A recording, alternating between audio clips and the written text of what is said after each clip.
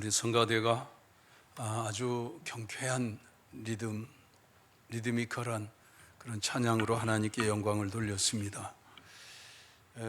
제가 우리 교회에 다녀간 그 청년 사우스 아프리카, 남아프리카 공화국 청년을 통해서 그 남아공의 교회가 어떻게 예배드리나 그런 것을 관심 있게 지켜보았는데, 만약에 거기서 이런 찬양을 성가대가 했으면요, 다 이 자리가 바람에 흔들리듯이 흔들렸을 거예요. 일어나서 리듬을 맞춰서 율동을 하고 그랬을 것 같아요. 우리는 꼼짝 안 해요. 그래도 또 우리의 우리의 방식이고 한데요, 찬양에 같이 이렇게 동참하는 마음을 가지고, 열린 마음을 가지고 그렇게 찬양을 함께 주고받고 그런 마음을 가졌으면 좋겠습니다. 제가 포스트라는 단어를 자주 사용하죠. 포스트는 그냥 말뚝이라는 뜻이에요. 말뚝을 꽂아서 표시해 놓은 거예요. 뭘 표시하느냐 하면요, 이전과 이후를 표시하는 것이 말뚝이에요. 말뚝이라 그러면 좀 그렇잖아요. 그래서 포스트라고 그러는 거예요. 왜냐하면 세간에 그것이 시사 용어가 되었어요. 포스트 모더니즘, 포스트, 또 뭐 포스트 예수 그리스도, 그렇게 일반적으로 사용하기 때문에 그렇게 이해하면서 받아들입니다. 우리 일생에 있어서 포스트가 다 각각 다르죠. 그런데 그리스도인은 공통된 포스트가 있어요. 그건 내가 하나님을 믿게 된 것이에요. 하나님이신 예수 그리스도를 내가 영접하게 된 거예요. 그분을 만나, 말씀 속에서 만나 그분을 영접하게 된 것입니다. 이전과 이후가 판이하게 달라요. 하나님께 예배하는 사람이 되었습니다. 하나님의 말씀을 듣고 순종하는 사람이 되었습니다. 얼마나 달라졌나요? 놀라운 변화죠. 그렇게 믿음으로 살아나가다가 또 다른 포스트가 있어요. 또 다른 포스트가 뭐냐면요, 성령을 받게 되는 것입니다. 오늘은 성령 강림 주일이에요. 그래서 성령의 그 임재와 체험, 이것을 포커스로 해서 예배 전체를 드리고 또 설교하게 되는 것입니다. 나는 성령의 불세례를 받은 것도 같고 못 받은 것도 같고 확실하지가 않습니다. 이렇게 말하는 분은요, 받지 못하신 것입니다. 경험하지 못하신 것입니다. 경험하지 못했어도 괜찮아요. 왜냐하면은 지금부터 하나님 내게 성령의 은혜, 체험적인 은혜를 주세요. 성령의 불세례를 사모합니다 하고 간절히 기도하면 꼭 받게 될 줄 믿으시기 바랍니다. 왜냐하면 내가 받고자 원한다고 했는데, 내가 받고자 원하는 그 마음보다 성령의 불세례를 주시고자 하는 하나님의 마음이 더 커요. 더 간절해요. 더 주고 싶어 해요. 문제는 내가 성령 하나님을 받고자 구하지도 않고 마음을 열지 않아요. 그래서 못 받은 것뿐이에요. 아이에게 밥숟갈을 떠먹입니다. 여러분, 그런데 아이가 못 먹어요. 굶었어요. 왜 그래요? 입을 안 벌려서. 입을 벌리면 주려고 엄마, 할머니가 얼마나 간절해요. 아이가 밥을 안 먹으면 어쩌나 하고, 주고자 하는 사람이 마음이 큽니까? 먹고자 하는 아이의 마음이 큽니까? 주고자 하는 어른의 마음이 크죠. 성령 하나님은요, 하나님께서 우리에게 주시고자 하시는 것이 우리가 받고자 하는 마음, 그거 받아볼까? 빼꼼. 이 마음보다 주시고자 하는 마음은 얼마나 큰지 모릅니다. 한국교회가 1907년도에 큰 부흥운동이 일어났어요. 나라는 완전히 찌그러져서 완전히 망해가고 있는데, 그 가운데 하나님의 뜻이 있고 경륜이 있었으니 복음이 나라 안에 불길같이 일어나는 역사였어요. 저 강원도 원산에 대부흥운동이 있었고요, 평양에 대부흥운동이 있었고, 그 이후로 이제 1920년, 30년 이렇게 되니까 교회가 많이 안정되게 성장하게 되고 어느 정도 성장할 수 있는 그런 기반을 마련하게 되고, 그때 교회 분위기 단면을 제가 말씀드릴 테니까 들어보세요. 청년이 교회 나와요. 근데 교회 장로님이 보니까 저 청년 아직 은혜를 못 받았구나, 아직 성령의 은혜를 못 받았구나, 그게 눈에 보여요. 왜냐하면 장로님이 받았으니까. 받은 사람은 그 경험하지 못한 사람이 읽혀져요. 그러니까 부릅니다. 그 아무개야 이리 오너라. 예 하고 갔더니 성령을 받았나뇨? 그렇게 물어봅니다.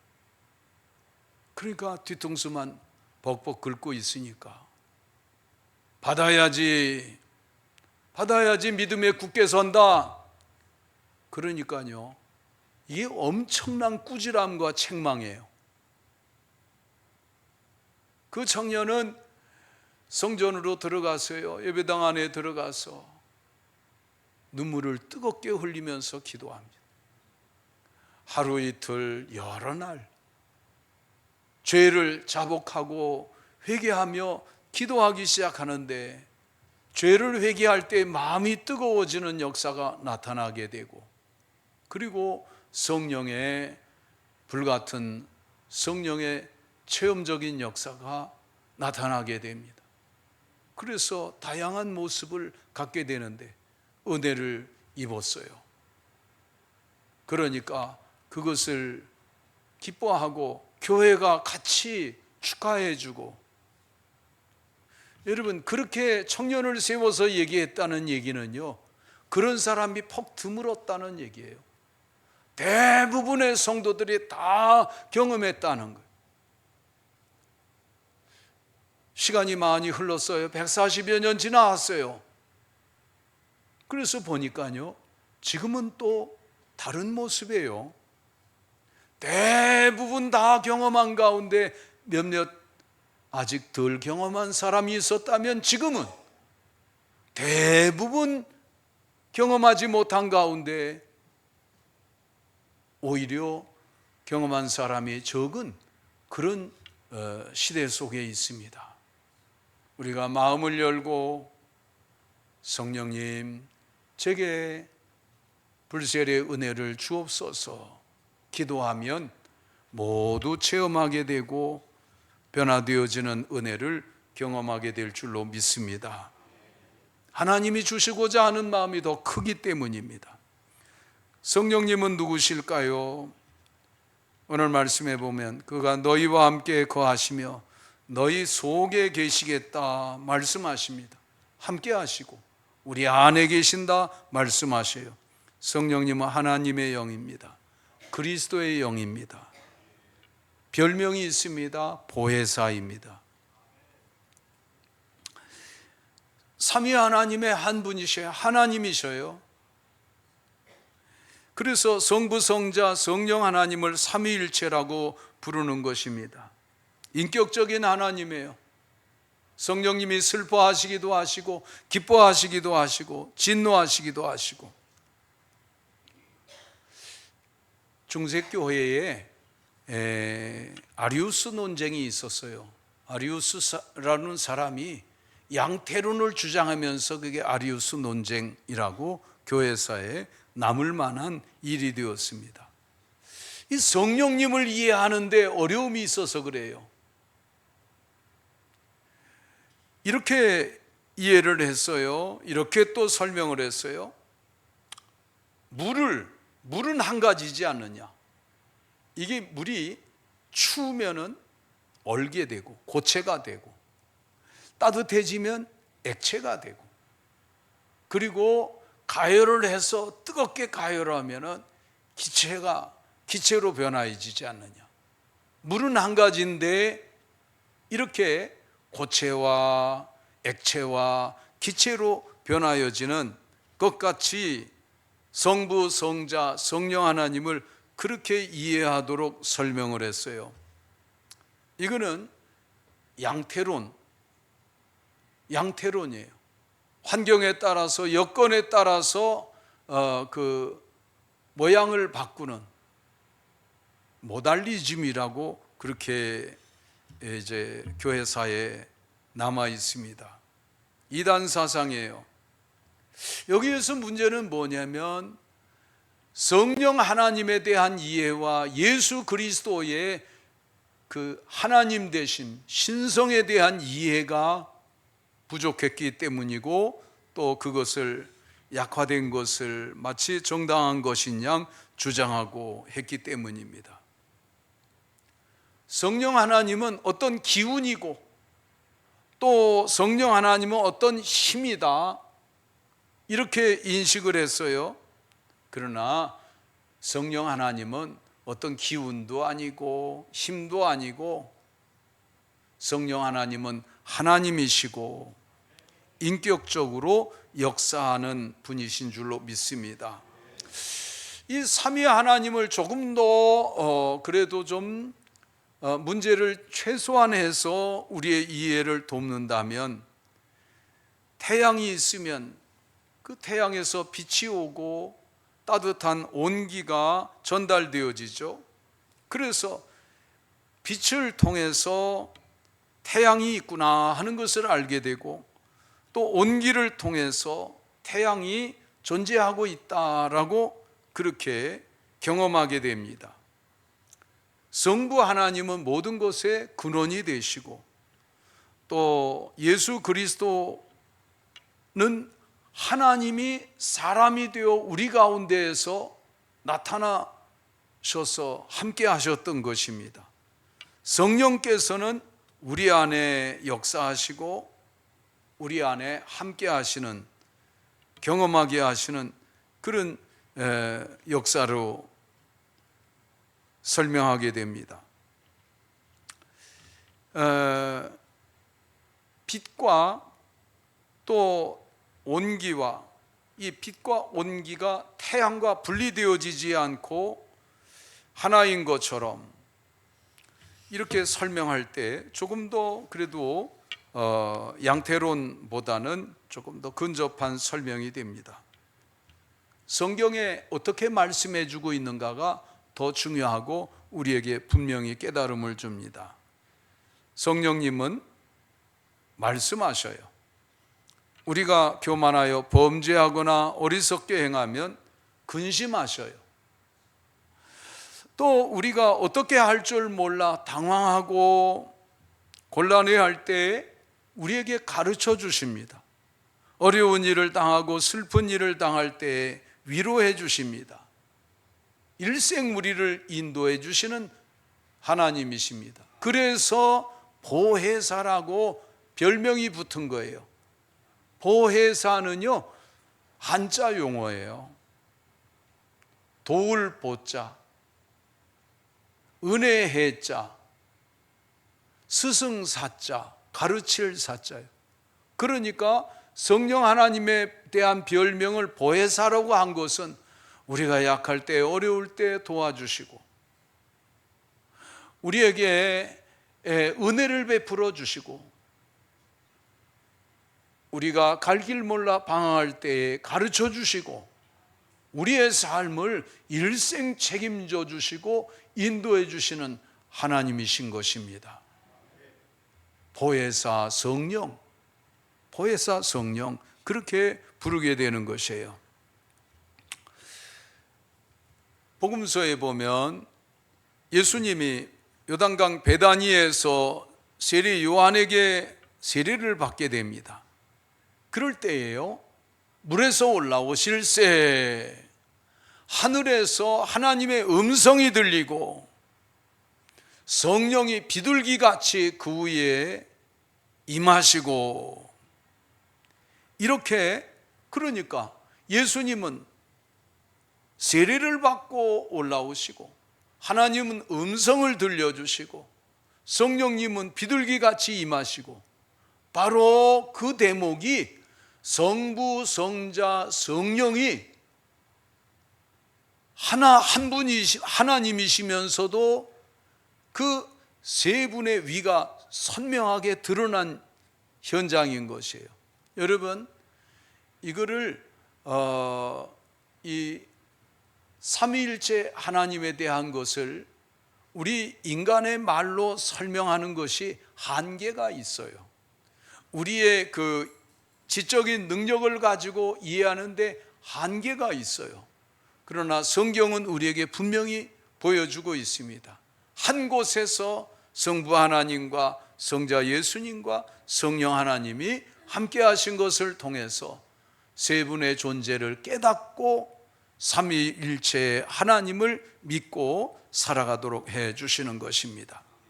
영국의 교회 개혁의 운동을 일으켰던 존 웨슬리가 있습니다. 성령은 우리에게 죄를 깨닫게 하고 거듭나게 하고 성화의 길로 인도하시고 우리에게 마음이 뜨거워지는 은혜를 경험하게 하신다.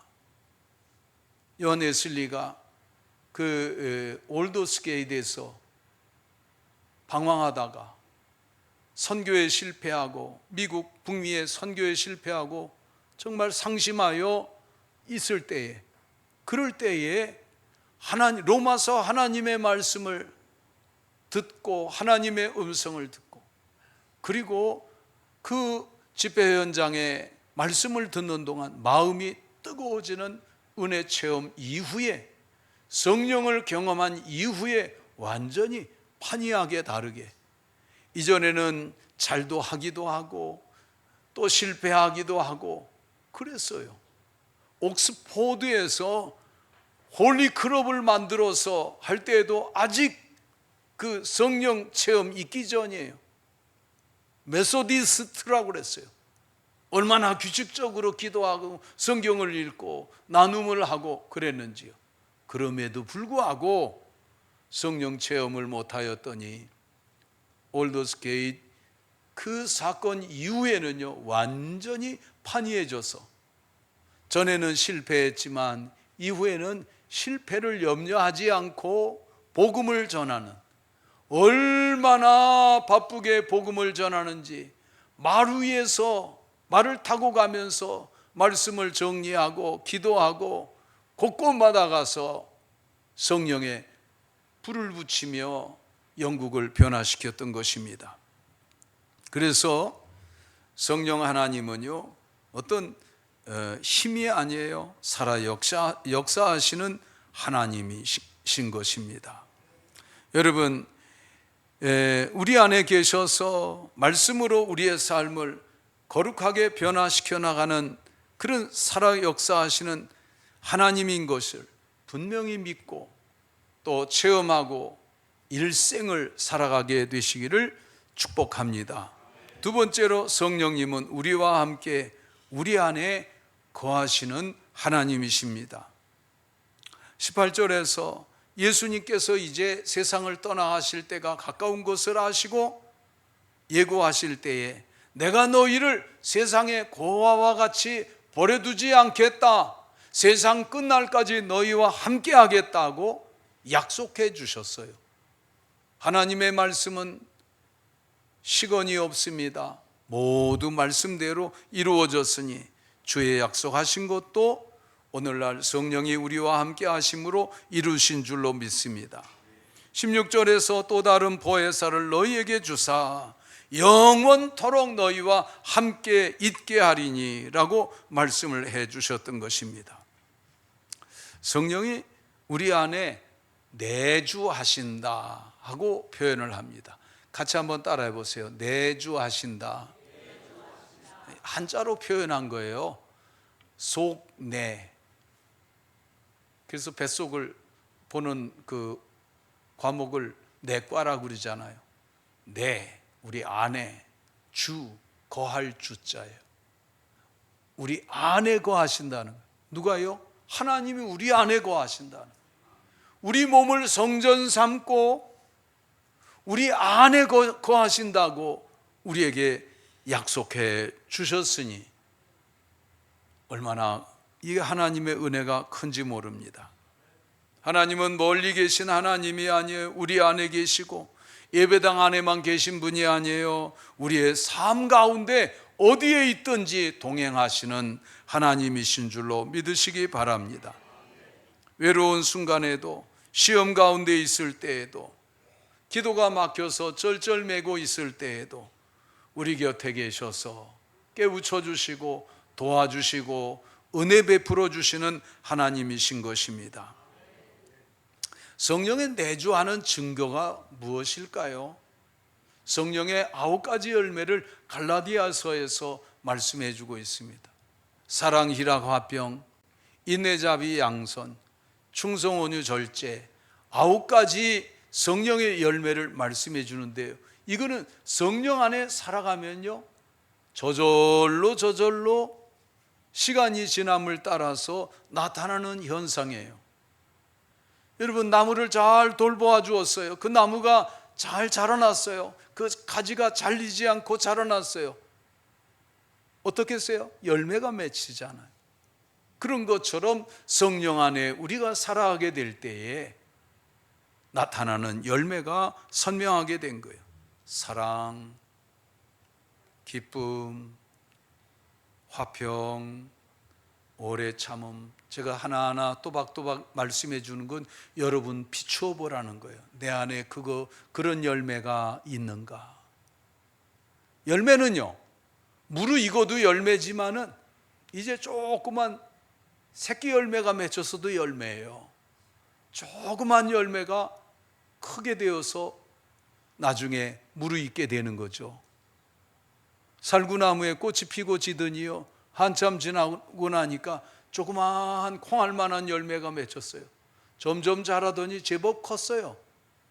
이제 조금 더 따뜻한 바람이 불어오고 뜨거워지면 노랗게 색깔이 바뀔 거예요. 그렇죠? 성령 안에 있는 열매는 익었느냐 덜 익었느냐 그거는요 문제가 아니에요. 맺혔으면 자라나게 될 거예요. 사랑이 비록 작아도 부족해도, 기쁨, 희락이 비록 부족하고 작아도 이제 성장하게 될 거예요. 여러분 안에, 성령 안에 살아가는 이런 인격적인 삶의 변화의 열매가 무럭무럭 자라나기를 축복합니다. 무르익어 성숙한 그런 열매들로 되어지기를 축복합니다. 세 번째로, 성령님은 어떤 일을 하시는지 알아야 성령 하나님과 동역하는, 함께 일하는 삶이 될 수 있습니다.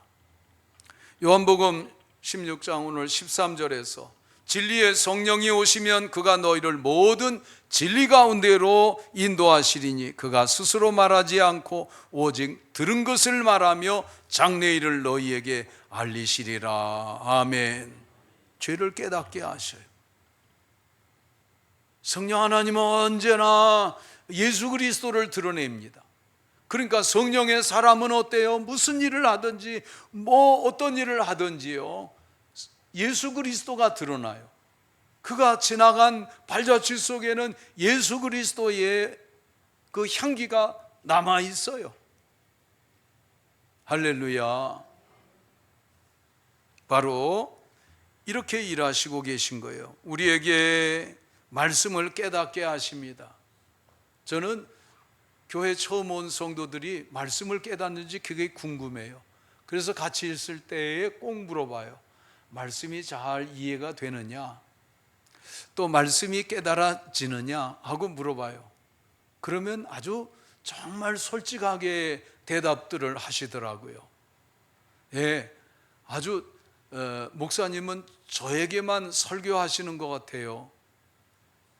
그렇게 반응하는 사람도 있고요. 예, 제가 전에는 굉장히 졸립고 말씀을 깨닫지 못했더니 이제는 말씀이 솔깃하게 들려지기 시작했습니다. 이런 반응을 보여주기도 하고. 여러분, 성령 하나님이 말씀을 증거할 때 역사하시는 시간이에요. 이 시간이죠. 바로 이 시간 성령의 시간인 줄로 믿습니다. 예배하는 이 시간 성령의 시간입니다. 그러므로 예배에 임할 때부터요, 성령님을 무수히 찾는 거예요.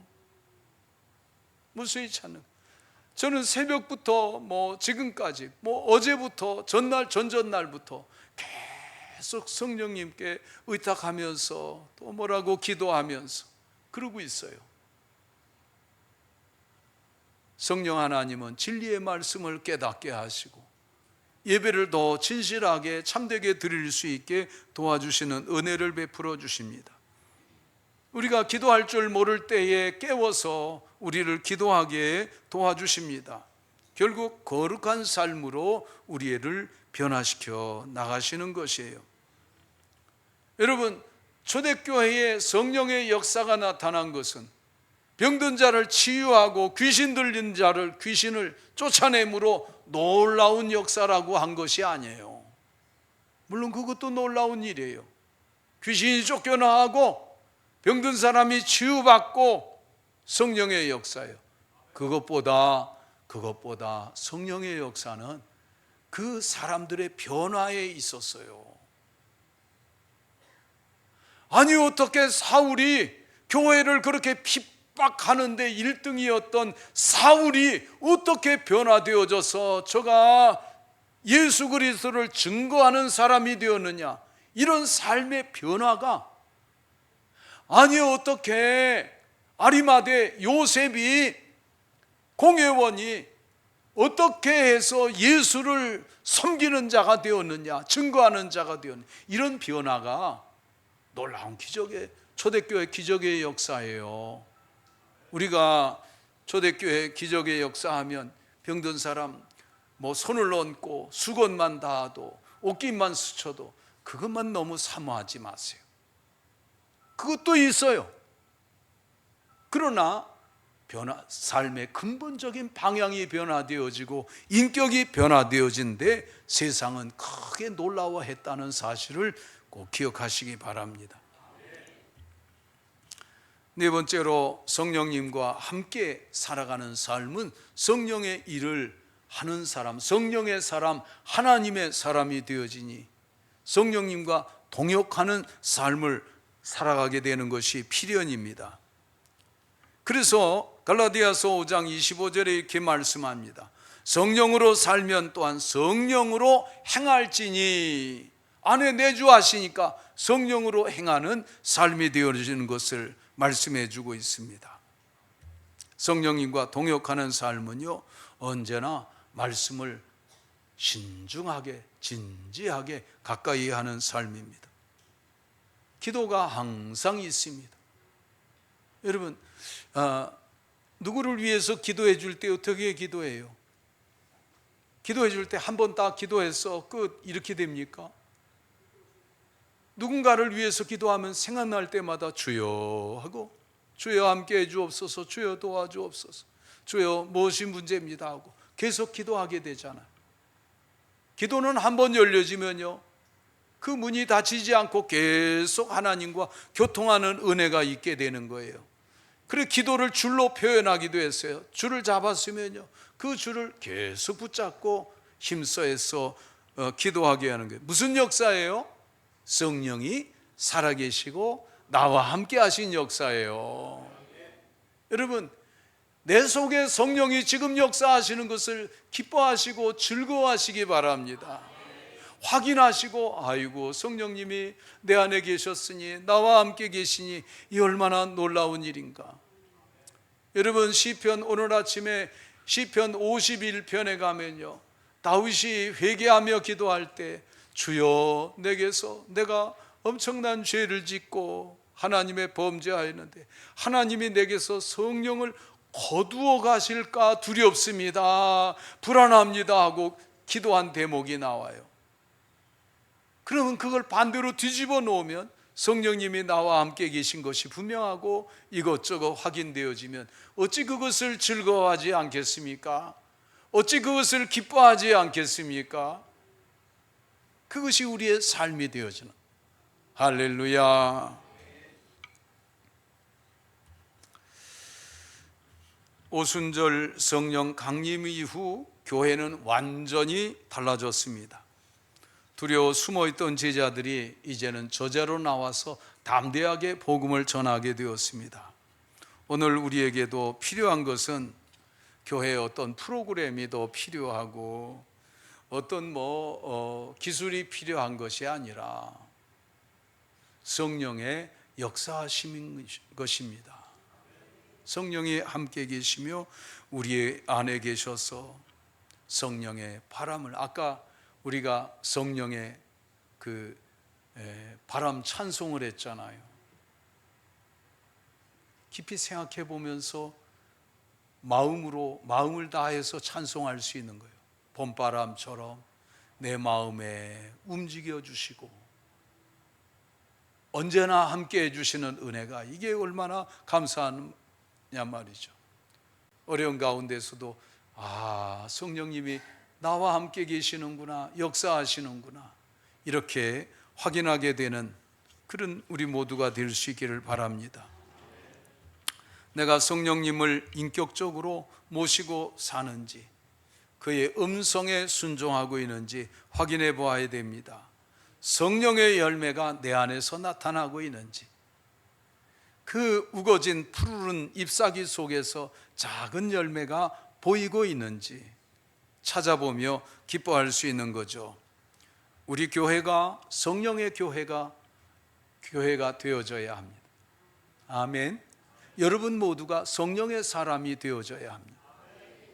천안에 있는 어떤 교회는요, 뭐라고 교회 이름을 지었냐면 성령의 교회라고 이름을 지었어요. 참 이름 잘 지었다.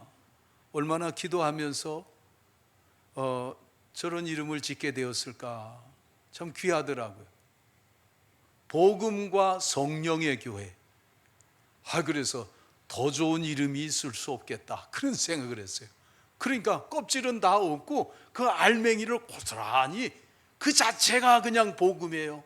이름 자체가 복음과 성령의 교회. 여러분, 교회는 성령의 교회입니다.